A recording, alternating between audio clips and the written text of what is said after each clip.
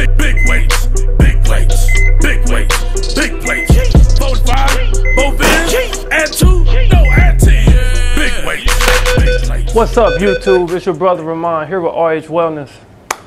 So I got a question.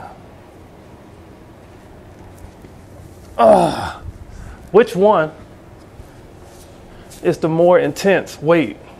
This one or this one?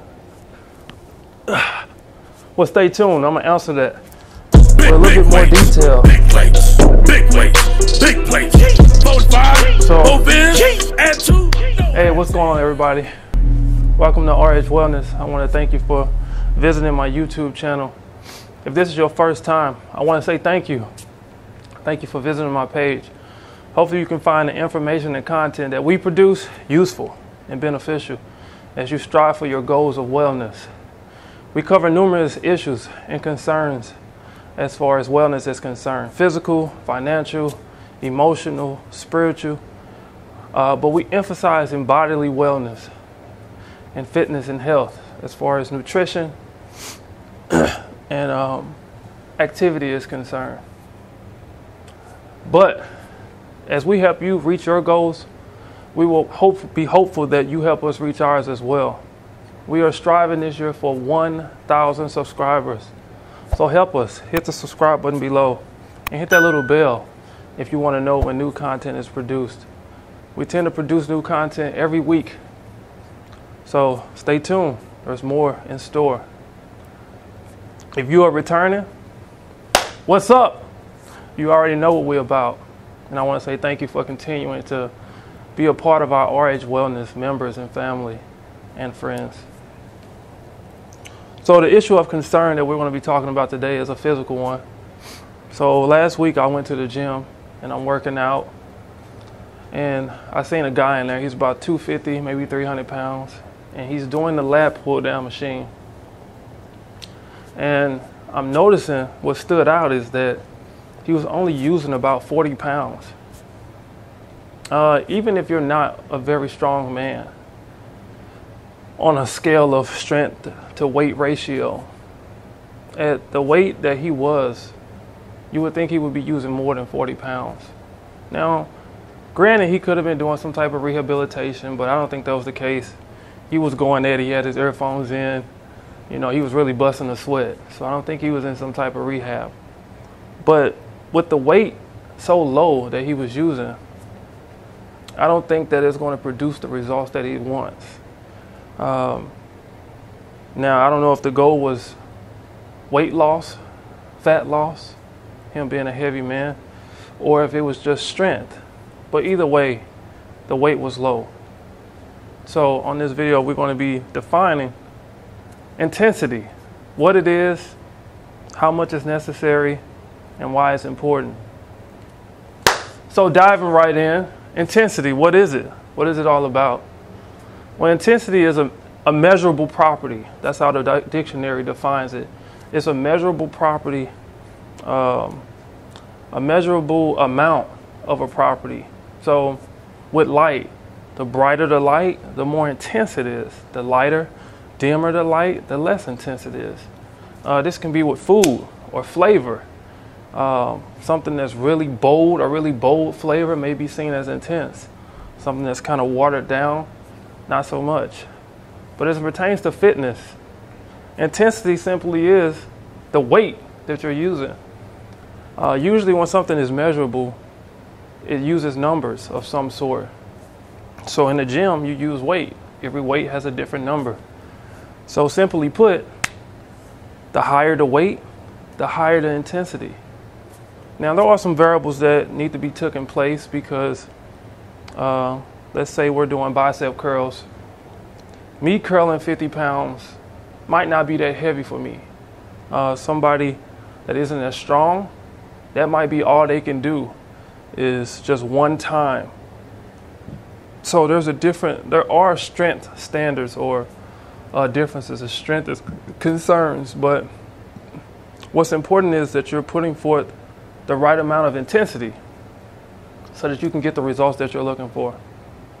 Now you might say, I'm going to the gym and I'm in here, I come consistent, But that's not all that matters. If you're not training with the right intensity, you're going to get discouraged, because month after month, week after week, day after day, you're trying and you're not seeing results.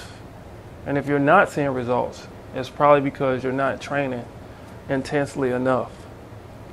So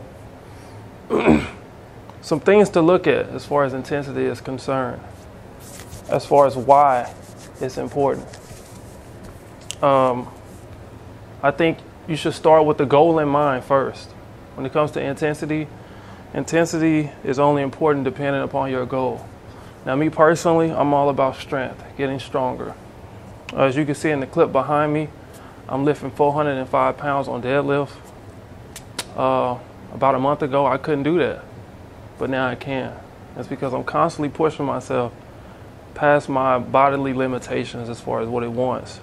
There's different techniques and things you can use to push your intensity to ensure that your body is getting the right stimulus needed so that your muscles are growing and that you're burning fat tissue if you're trying to get lean. So some things to look at. Let's say your goal, I think it's best first to start with a goal in mind.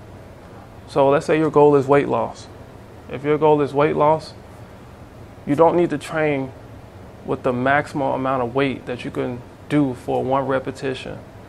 So one repetition, let's say I was doing shoulder press. Boom, that would be one repetition. You're using a weight that's so heavy that you can only do it one time. Trying to do it again is almost impossible. So you want to choose a weight that, if your goal is weight loss, you want to choose a weight where you can do about, I would say, 10 to 15 reps. You don't want to go so low with the weight where you can do this 50 times, because that's not intense enough. That's not enough stimulus on the muscle that's necessary for you to have that muscle grow and losing weight at the same time. Because losing weight and building muscle is a twofold. They work together. So you don't want to go too low in intensity, because it won't help you build lean tissue. So if you're trying to lose weight and keep the weight off, muscle is necessary. Lean muscle tissue is what helps burn fat. It's like a furnace. When you put fat in a furnace, it burns. The more muscle you got, the better to burn. I used to run track. I was a sprinter. It was very hard for me to gain weight because the majority of my body was lean muscle.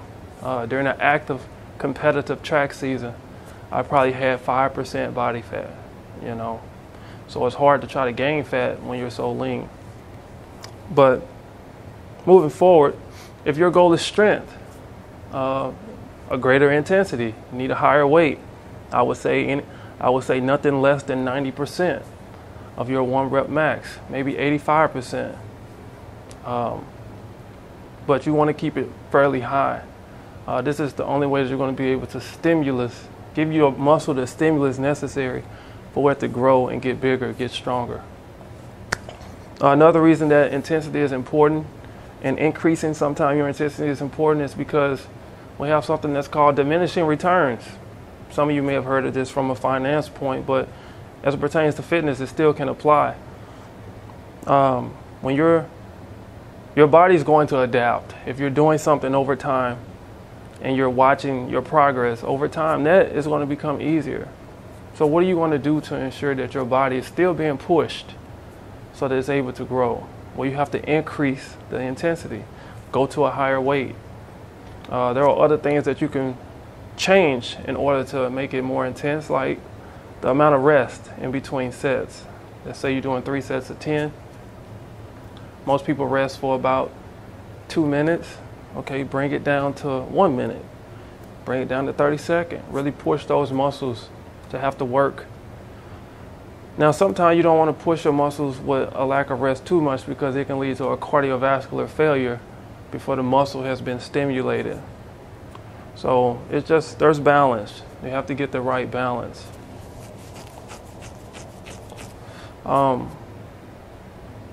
But as far as intensity, you just want to make sure that you're pushing yourself, because if you're not going to get to those goals You know, people are at the gym and they're really trying. It's the beginning of the year. They're trying. You want to see results, but you have to train intense enough. Another thing is being uncomfortable. Oftentimes I hear people in the gym say, "This is uncomfortable."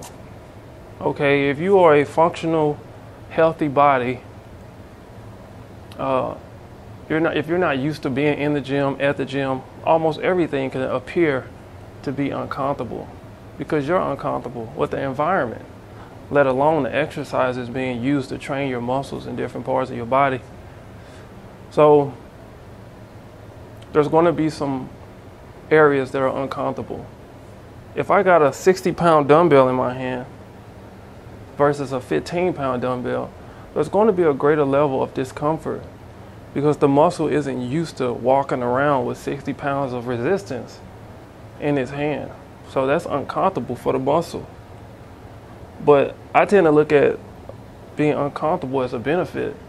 As long as you're using good technique, whatever the movement may be, being slightly uncomfortable is okay. As long as there's not pain.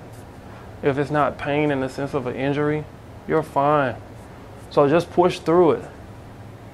And as far as intensity is concerned, at the end of the day, like Nike say, you just got to do it. But if you have any more questions or any concerns that I didn't answer in this video, or if you want more information, send me a comment below in the video and I'll be sure to get back to you.